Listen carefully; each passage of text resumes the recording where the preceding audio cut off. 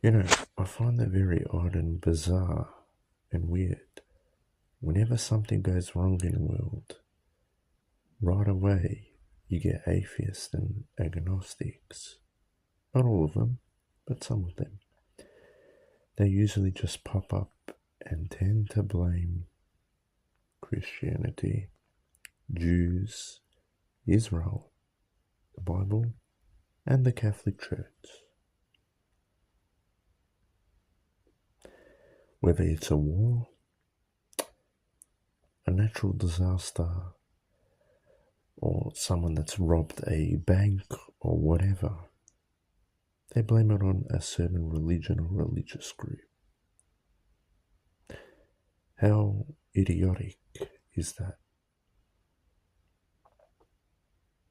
Just immature.